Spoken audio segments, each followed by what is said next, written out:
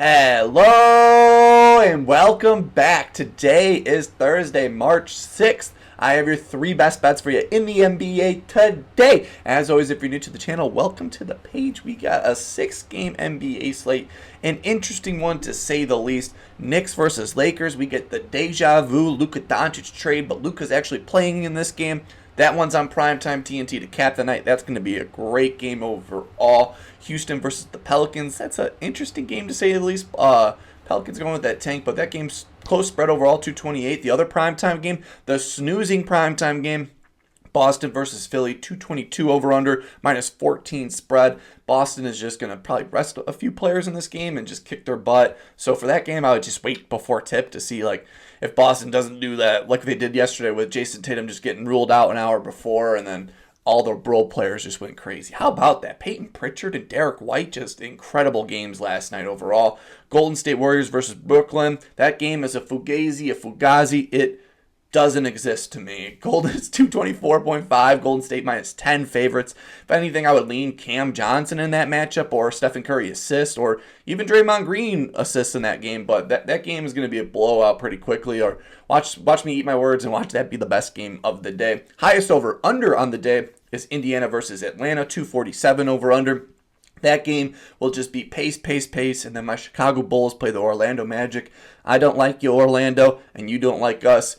Lowest total on the day, 219, 7-point spread overall. 6-game slate. I got 3 plays here. Absolutely love them. Before we jump into today's plays, we got to recap yesterday's action and yesterday in the NBA. And for the first time in a while, we had a great day. 2-1 in best bets. Probably could have been better. And Nikola Jokic, my favorite play of the day, over 22.5. He finished the game at 22. The assists, where I was jazzing the whole video yesterday all day. I was like, the assists, that's the one I'm not worried about. And that was the one we ended up being worried about. Yeah, that game, in that game, DeMar DeRozan, he went crazy. I was a little nervous. He started off 1 for 8 to start the day. And I was like, man, it's going to be one of those games for us with DeMar DeRozan. But he came out balling. And then the game of the night was Clippers versus the Pistons. Like I said yesterday, I think that was the best game in the slate. Cade Cunningham balled out. And then James Harden, 50-plus points. I've turned around on James Harden this year. I've always not been a hater, but during the Rockets years, I was respecting what he was doing, but it wasn't winning basketball. But what he's doing with this Clippers team this season is probably one of his best works. I'm a James Harden fan this year. I'm excited. 50-point game last night. He looked incredible. And then that post-game interview actually was pretty likable for once in a while. But 3 plays here. And let's just jump into it. For my first best bet of the day, going to be in the Chicago-Orlando. My bad habit is I'll forever have a Chicago Bulls play. Is one of the worst habits I have with this page is, hey, I'm going to be keeping tabs on the team. I'm going to be watching the game, so might as well have a play for me. Chicago-Orlando, these two teams, honestly, I think they hate each other. I know Cole Anthony really doesn't like the Bulls. Wendell Carter Jr., revenge game, if you are really about the revenge game narrative here, but this man, I think he's going to be playing in this matchup, so definitely check the injury report. But I think Josh Giddey is going to be playing Josh Giddey will be playing in this game, and we've been targeting point guards these last few games against Orlando with no Jalen Suggs. I think this is a good spot for Josh Giddey, so give me Josh Giddey, the Giddler, to go over 32.5 PRAs coming in at minus 125. On DraftKings Orlando, these last 7 games allow the most points and the 4th most threes to the point guard position. So this is a good spot here overall for Josh Giddey, who's gotten this over 1 for his last 2, averaging 28 PRAs. His first 2 games versus Orlando, though, were back in November and October. That was forever ago. He had 36 in his first game and then 20 in that first game, but I'm not really fully counting that to in this matchup overall, but the one thing I am fully counting is there's no Jalen Suggs that's going to be guarding him, no Ayo Dosunmu playing in this matchup, no Lonzo Ball in this matchup, and of course, no Vucevic and no Zach LaVine. So a lot of players that were on the team last time playing in this matchup aren't playing in this matchup, and Josh Giddey's been balling out. 5 for his last 5, going 6 straight overs to be honest with you, averaging 40.6 PRAs. He's been a beast for us overall. He has a 55% hit rate with no Ayo Dosunmu in the lineup when he plays 30-plus minutes in a game. So I think he's been consistent. These last 10 games averaging 30-plus minutes per game in the overall with a usage rate of 23.5%. So he's going to have the ball in his hand a lot, and he's playing a lot. So I think this is going to be a great spot here overall. No Ayo, no problem. I have it projected at 34 PRAs in this matchup. Orlando allowing the 4th most points in these last 15 games, so they're still in these last 15 games been getting killed by the point guards. And like I said, last 7 games, the most points to the point guard position and the 4th most threes to the point guard position. If you're not wanting to do the points with this matchup, I do like the rebounds, assists in this matchup here. He's just been a baller overall. And I know I've always said he's a better home player than he is on the road, but recently he's been just as good on the road than he has been at home. He's gone over 4 for his last 5 road games, averaging 37.8 PRAs, so he's been pretty great overall on the road recently. It's probably because a lot of the injury news and all for that. 219 over under. I think this game's going to be a little faster paced than what we think.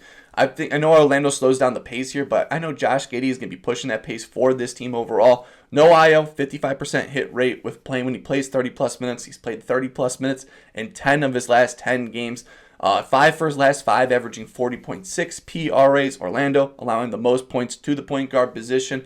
And he's been great on the road. 4 for his last 5, and I have him projected at 34. So give me Josh Giddey, the Giddler, to go over 32.5 points, rebounds, assists on DraftKings. Jumping into my second play of the day here, going to be in this Indiana-Atlanta Hawks matchup. 247 over under. This is going to be a point guard's dream of passing the ball, and that's what we're going to take here. We're going to be taking Trae Young. I am done taking his points with anything. I'm only taking Trae Young assists for the rest of the year here, so give me Trae Young to go over 11.5 assists, coming in at plus 105.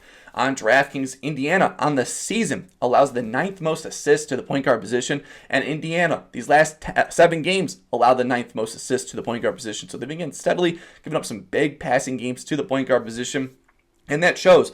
In these last 10 games, Tre Jones hit his over. Davion Mitchell had 8 assists. Jamal Murray had 6. Russell Westbrook had 5. James Harden, 11. And Malcolm Brogdon had 6. I have him projected at 13 assists in this matchup, so a good spot here overall. His last 2 games versus Indiana, he got the over as well. He had 12 assists in the first game and 17 in the second game. And the potential assists in both of those were just absolutely insane. The first game where he had 12, he had 26 potential assists. And then the most recent game where he had 17, he had a potential assists of 25 in that matchup. So the potential, he could have even gone crazier. Could have easily had a 20 assist game in both of those games overall. Love it overall because he's gotten this over 4 for his last 5, averaging 20.4, and he's at home. 54% hit rate at home, and he's gone over 4 for his last 5 home games as well, averaging 11.6 assists per game. Still playing his normal minutes, which is kind of shocking for the Hawks because they don't own their picks, so might as well keep trotting out Trae Young, where he's played 35-plus minutes in 10 of his last 10 games, with his usage rate being at 32%. It's just insane. This guy's going to have the ball in his hands the majority of the time for these games. These last 5 games, on the season, he's averaging 20 potential assists per game. And in these last 5 games, he's averaging 20% potential assists per game. He's been a monster at home all season. He has a great matchup here overall. And he's dominated them in the past. 2 for his last 2, 4 for his last 5. I think Trae Young will be giving us a nice assist here on the over. Like I said, projected at 13 in this matchup. So give me Trae Young to go over 11.5 assists. That 247 over under just seems way too much. Close spread, so hopefully that game's really good. And then for my third and final play of the day, going to be on the TNT late primetime game, New York Knicks versus the Lakers. We took this guy last time to go over his PRAs. I'm taking away the points here. I'm just taking his rebounds, assists in this matchup, and that's just LeBron James. He has dominated this matchup every single time he's played them. So give me LeBron James to go over 14.5 rebounds, assists, coming at minus 130. On DraftKings, the Knicks allow the 5th most assists to the small forward position these last 7 games, so LeBron has a good spot here overall. He's got us over 4 for his last 5 against this Knicks team, averaging 19.8 rebounds, assists per game, with his last 5 against them having 23, 21, 22, 10, and 23. The day Luka was traded, he had 23 in that game. He's got a triple-double as well, 4 for his last 5, so if you want to sprinkle something as well, LeBron triple-double. He's gotten his 4 for his last 5 against the Knicks, so he has good consistency of getting it. You want to know why? It's because Karl Anthony Towns plays on the Knicks, and he draws out the center position, so there's going to be plenty of opportunities for LeBron to grab the board and then push that pace to Luka Doncic, who will be leaking in this matchup overall. 70% hit rate versus the Eastern Conference this season, averaging 17.5 rebounds, assists per game. He's only gotten this over 3 for his last 5, with the last 2 games him getting his under, so I think today is going to be the day where he gets his over, with the last 2 games him getting 14 PRAs in both of them. I think today he'll get past that. I haven't projected at 17 rebounds, assists in this matchup, so we get a nice little 2-point cushion here overall. Like I said, 3 for his last 5, averaging 16.4 rebounds, assists per game. 57% hit rate at home, going over 8 for his last 10, averaging 18.3 rebounds, assists per game. Like the last 2 games, though, were the under. I think today with an 80% hit rate in the last 10, he'll get back to that over mark here overall. Excuse me, guys. Hey, it was the little morning coffee burp right there, man. Like I said, last 5 games against the Knicks, 23, 21, 22, 10, and then 23, projected at 17. He's last 2 games gone under. I think today will be an over matchup here, so it can be LeBron James to go over 14.5 rebounds, assists, and those are my 3 best bets for you in the NBA today. Just going to rattle them off again.